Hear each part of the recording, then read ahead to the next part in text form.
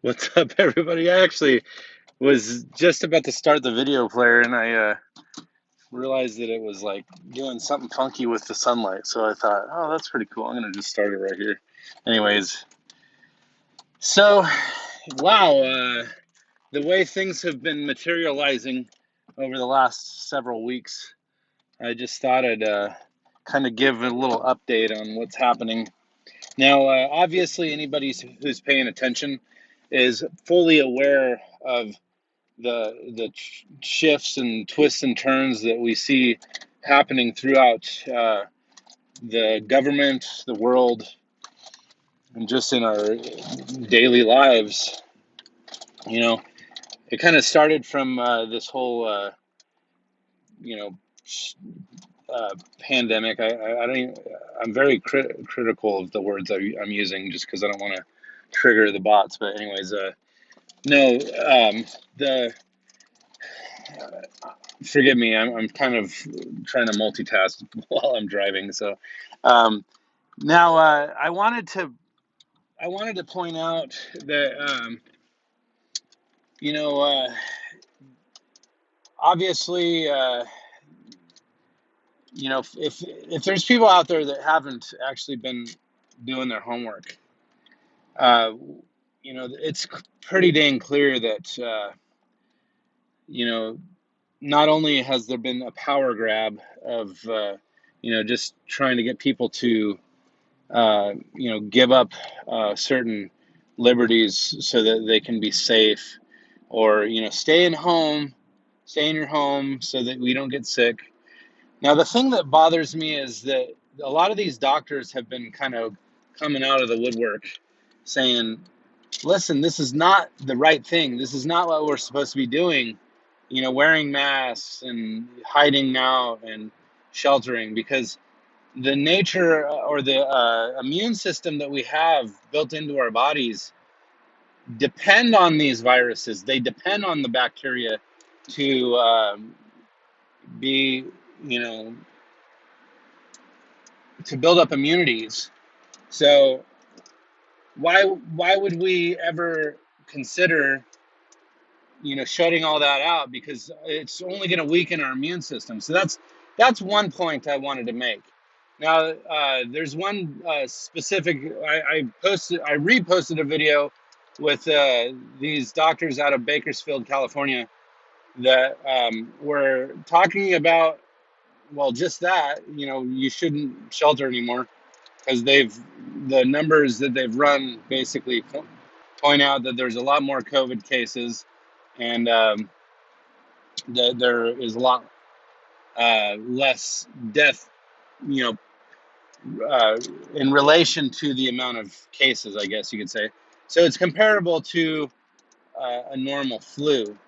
Now, whether that's true or not, I feel like, the point was brought up to the White House in a press conference, or in one of their, meetings that they do, and that woman who's in charge of addressing the public. I don't remember her name off the top of my head. There's Fauci, and then there's anyways, her name's not coming to my mind, but she basically dodged the question. She didn't address the fact that there's data to show that the numbers are not what were being presented originally. There was basically an overhyping of the figures, and now they have figures to prove that there's a lot more cases, and it probably showed up a lot earlier than once thought. And I can attest to that because there's a lot of people in my life. They got really sick, and they said they were sicker than a dog, and it lasted for almost a month or 2 weeks plus. And you know, then they started feeling better, and then it was the same symptoms that with this whole thing. So this is one aspect of what I'm trying to point out to everybody, is that that it's not what's being presented to us first and foremost. But the next thing that I want people to consider is the implications of them completely rejecting, this surfacing information that really just proves that it's not as bad as they're making it sound. No, they're actually trying to do a power grab and control. It is a control effort. So it is kind of the perfect scenario to roll out. And again, I try to point out to everybody that you have to look through a certain filter in order to interpret what is happening around us, and not just right now. I mean, everything that's happening around us throughout our whole life. It's like you have to understand things from a certain perspective. So I'm just going to present a perspective real quick that I think that people need to consider.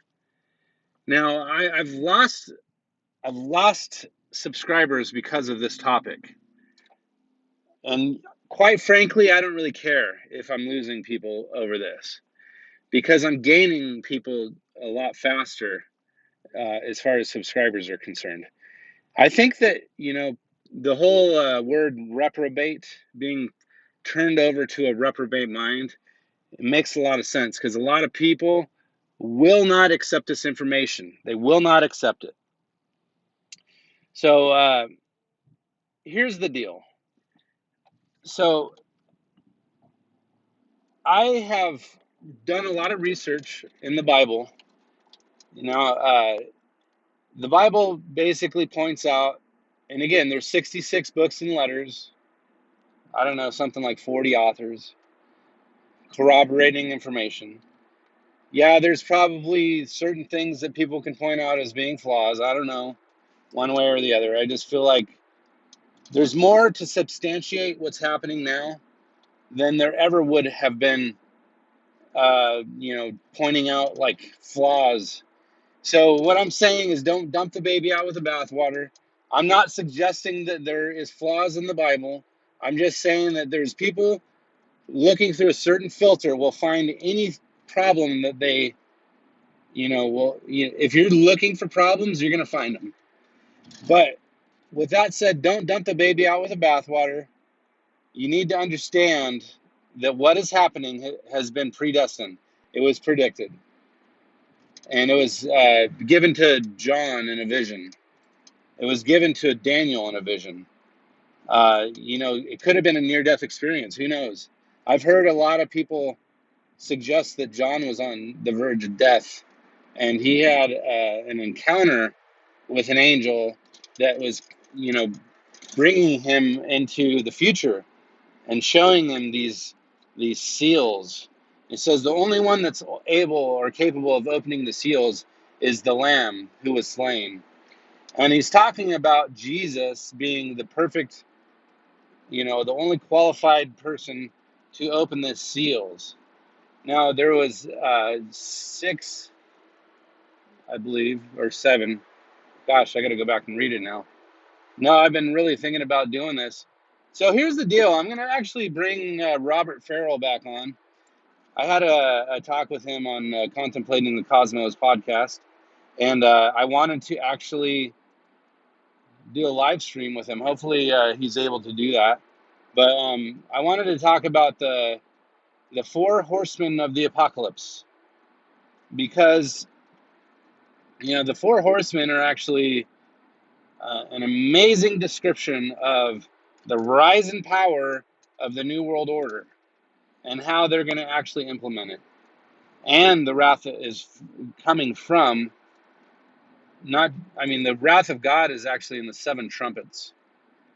But the wrath of Satan is actually before that. So if you actually, and again, we could look at all this stuff like it's some metaphor or something because it all is pretty much a metaphor, but it doesn't, you can't dismiss what is happening as it aligns with the book of Revelation and the book of Daniel and things like that. There's things that are very much coming to fruition, and you can see it written all over our world. So you have, this pestilence, right? Or this thing that came out of the blue and started killing people, right? Now, I'm going to tell you right now, I think it's a hoax to some degree, because I feel like they're using it as a false flag to do a power grab and basically take control and roll out this new world order. Now, the new world order is not talked about necessarily in the four horsemen of the apocalypse in Revelation chapter 6, but you will see that later when it talks about, I think it's Revelation chapter 12. Don't quote me on that, but you can double check. But it talks about the beast that comes out of the heavens and basically goes after it goes after the woman and the man child. Now, the thing is, the beast is actually described. I'm trying to remember the difference between the dragon. I think it's like a double-headed dragon or something, or two-horned dragon. These horns are, if you go back into Daniel, you'll start seeing the patterns, and the horns are actually described as being governments that are rising up. And there's crowns on the top of the horns. The crowns represent power, or they represent kingdoms, or they represent how these kingdoms are given power, right? So now, the interesting thing when they talk about the seven-headed beast with 10 horns, the seven-headed beast with 10 horns is a compilation of all the beasts that come out of Daniel. It says that the beasts that come from the sea will be given power, and they will rise up. And the sea always represents people. The people are the ones that are, the sea of people are pushing, up into, or washing up onto the beach, I guess you could say, this beast. So out of the people comes the beast. Now, the beast in Daniel actually represents the areas of the time and how they rose into power. And now there's concepts, or you might say principalities behind these concepts. And the principalities are like the beast systems that are implemented into the government systems. Now, we as people may not be the exact beast system that happened then, back in Daniel's time, but it's the same principalities or the same powers that actually arose then that are in control now. So I'm arguing that there is beast behind the government systems. And now the interesting thing about the 700 beasts with 10 horns is you'll see that these beasts are a compilation of all of these powers combined.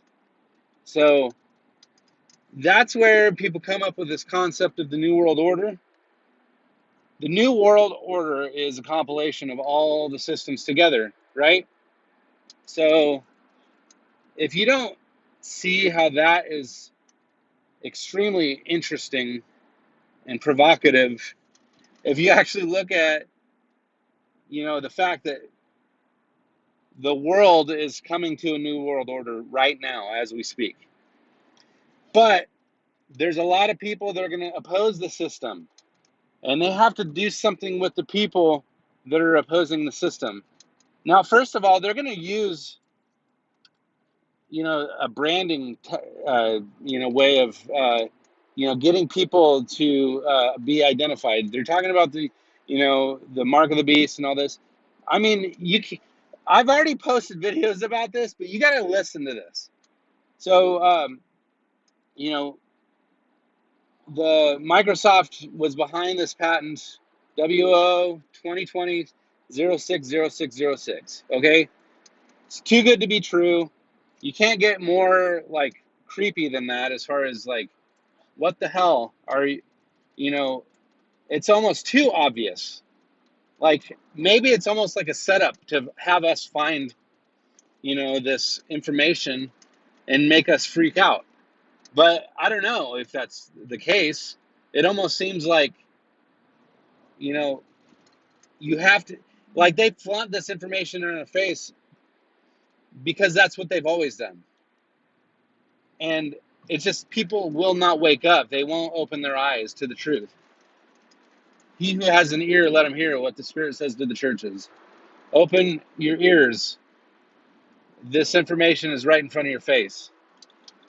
So, and I don't want to freaking manipulate the Bible to try to prove a point. I honestly think that this is pretty cut and dry. It's the information that's right in front of our face, and it's been foretold in the Bible. Okay, so going back to the four horses of the apocalypse, you have the white, the red, the black, and the green, or the pale, right? So green is pale. So if you are not aware of each of these horses, I believe that they could happen simultaneously, that it doesn't necessarily have to be a sequential thing. So, because I'm starting to see that, okay, so I just posted a video about a farmer that was talking about uh, the government forcing them to cull all the freaking, like, millions of chickens. They're being forced to kill the freaking, uh, meat ready cattle. And you can see footage of the crops that are being destroyed because and then the milk that's being destroyed.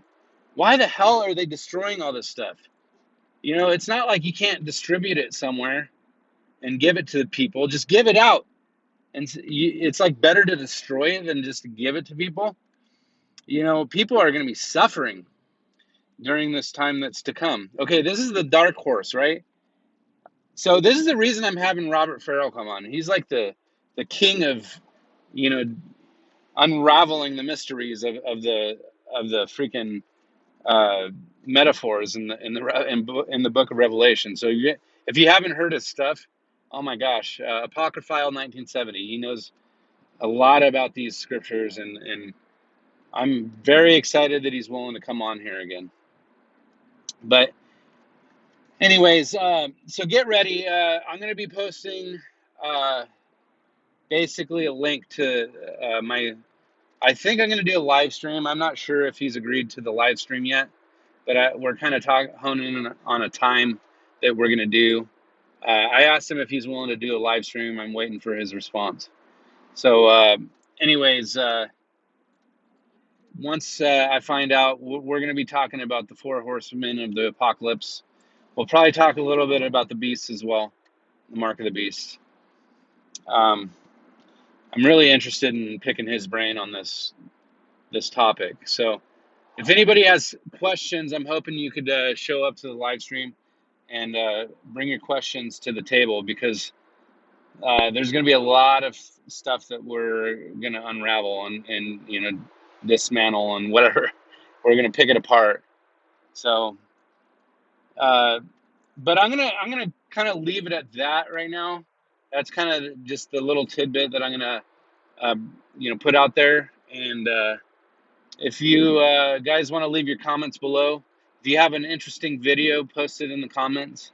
I believe that if see, I share videos that I think are pretty essential, and I'm happy to have my channel be a forum for people to share videos.